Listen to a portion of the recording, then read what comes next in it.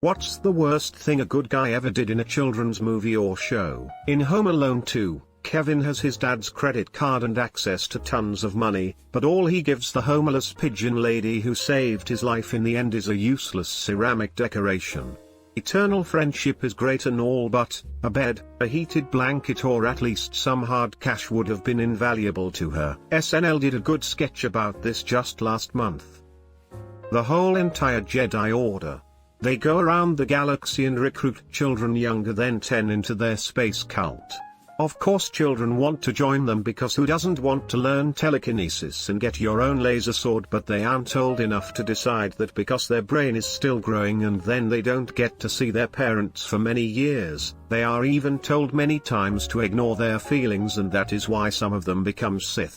Ever watch a Bible-based kids cartoon about Noah and think about all the innocent people around the world who drowned, presumably lots of unborn children and babies, by an all-knowing, all-loving, all-powerful God? Oof. Next up, Titus Andronicus on Ice. As much as I loved the show as a kid, and still like it now, I'm a lot older and more cynical. And I can't get over the plain and simple truth that SpongeBob is unforgivably annoying when you really think about it. He's an excellent cook and a good and supportive friend, and a generally good soul, but overall? Yeah, I'm quite sympathetic to the hell Squidward lives in on some days. You know you're an adult when you start relating to Squidward. Here's my entry to help get conversation going. In the 2005 Disney movie Chicken Little, the school bully, Foxy Loxy, gets teleported by aliens and suffers brain damage, resulting in a massive personality change. When the aliens move to return her to normal, Runt of the litter stops them, saying she was now perfect. It's then implied the two become romantically involved. This is the one. The Jedi taking children from their family and encouraging emotional repression. I just started watching Clone Wars recently, having missed it during the actual run. So far I've seen at least 1 or 2 fake surrenders by the Jedi, and I was like, that's an actual war crime. You can't just do that. There are no war crimes in space, George Lucas, probably. The Wizard of Oz. Dorothy killed a woman and just accepted that what she'd done was okay because a bunch of little people she'd never met told her the woman was wicked. I always loved this synopsis. Transported to a surreal landscape, a young girl kills the first person she meets and then teams up with 3 strangers to kill again. She technically never meets her, nor is she responsible for her death. She's dead before Dorothy even knows what happens. And her house being ripped up in a tornado and transported to another world is not her doing or her fault. Harry Potter being left to an own abusive family by a society of wizards has to be high up there. The whole of Hogwarts is fucked, they are so irresponsible. They literally teach kids how to make a date rape drug. Willy Wonka literally disfigured 4 kids on his factory tour. Those 4 kids kinda did that themselves. In his extremely dangerous factory. Also, there was not enough seats on the boat for Augustus Gloop, so he knew what he was doing. I apologize if this has already been covered, but Santa Claus is a total asshole in Rudolph the Red-Nosed Reindeer. I can understand the young reindeer making fun of Rudolph's red nose. Kids are mean and will easily make fun of someone for being different. But then Santa walks in. He could have set everyone straight right there. Explained how it's our differences that make everyone special and all of that. No. He readily agrees with everyone that Rudolph is a lost cause and even tells Donna he should be ashamed of his son's red nose. Da fuck. He also watches sleeping children. And gives the rich ones better toys. Mr. Krabs drove his rival, Plankton, to suicide by stalking and harassing him in a pearl costume in the one-course meal episode of SpongeBob SquarePants. What about when SpongeBob and Mr. Krabs actively attempted to cover up what they thought was a murder? Also, didn't Bubble Buddy basically just watch a guy drown? There was some dark shit in SpongeBob. Bubble Buddy made him experience high tide. In Wizards of Waverly Place, the whole concept of the family wizard competition is super fucked up and immoral. Basically, when all the children of a family come of age, they compete to see who's the best wizard, and the ones who lose are stripped of their powers. Imagine if we have our kids take a vision test and blinded the ones who fail. Anyways, there was a recurring character who was friends with the main cast, who was later revealed to be leading a revolution to overthrow this system. The entire main cast labels her as evil, puts a stop to her plan, and then literally murders her at the end. That is fucking wild. Wonder Woman raped a guy in the latest movie. Doesn't the guy occupying the body bear some responsibility? He could not have sex with people while body swapped. Revenge of the Nerds. Straight up rape. I didn't realize this was a children's movie. In Wonder Woman 1984, Wonder Woman has her previous lover posses a man and has sex with him, which basically rapes the man who was possessed because he had no say in it at all, and she makes some comments on how it's not her original love interest. Her moral dilemma in the movie has nothing to do with the fact that this man wouldn't ever get the chance to live in his own body ever again. That's really creepy.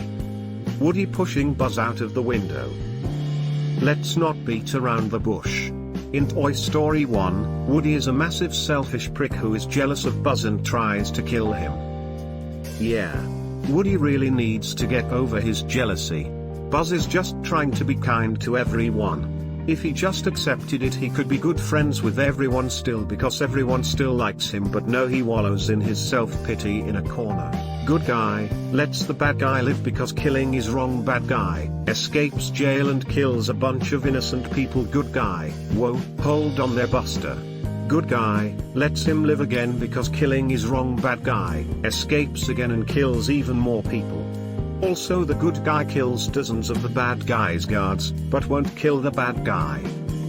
If I ever become a superhero, I solemnly swear to kill all the bad guys after I question them by sticking a bomb up their ass, because they 100% won't be able to survive that. In High School Musical, when everyone manipulates Troy into saying he doesn't care about Gabriella at all while recording the whole thing so that she sees it, slaughtered younglings. I think we can agree that Anakin was not a good guy at this point. Just saw an EP of Teen Titans the other day, and they spend nearly a whole episode trying to escape this witch that had mind-controlled them and was trying to eat them. When they finally trap her back in the cursed pie, it's a weird episode. They leave it outside the door of the teenage supervillain group so that they will get eaten. I can't frame this in any other way than attempted murder. Teen Titans don't go. Is Mother May I in the Go version 2 or just the original? Simba joyfully sang a song about how he just can't wait for his father to die so he can take his place as ruler. I'd argue that Simba was too young to comprehend what was required for him to become king. Like all the fairy tales we have about the guy who marries the princess and gets half the kingdom, that's not how kingdoms work. From Simba's point of view, he just had to grow up and a new kingdom would appear right next door for him to rule. Agree? The Fat Controller in Thomas the Tank Engine bricking up Henry the Green Train. A very useful cask of Amontillado. Robin Williams in Mrs. Doubtfire is basically a deadbeat dad, while Pierce Brosnan really doesn't seem like that bad of a guy. There are a shocking number of movies with divorced parents that are like this. The Santa Claus also comes to mind. Literally every single decision made by Robin Williams in Mrs. Doubtfire. Yup, creepy dad stalking his old family. In The Incredibles, Bob Parr/Mr. Incredible physically assaults his boss, putting him in the hospital. Huff had it coming though, what an asshole. Yup, I have to agree. While Bob's reaction was a bit rash, I still commend it. Most Jedi in the Clone Wars TV show have commit multiple war crimes, from summary execution to perfidy. The third Hokage really had Naruto living by himself. Poor. Begging the ramen man to feed him. All this after promising his dying parents that he would take care of him. He was basically the ruler of the village and let the kid live in poverty for no reason.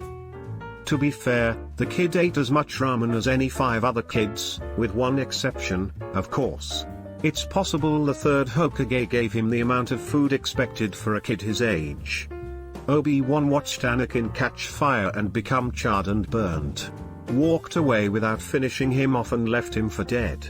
That was pretty cold.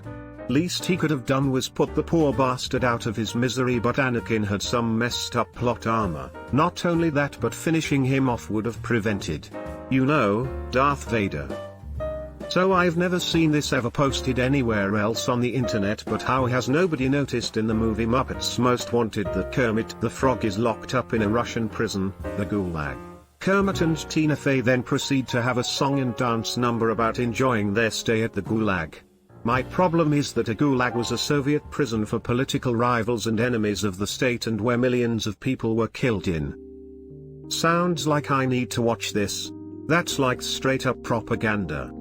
Land Before Time, when they're sleeping in the footprint and Sarah tried to wake them up gently and quietly, Littlefoot starts being loud and attracts the sharp tooth, causing him to lose the last gift his mother ever gave him.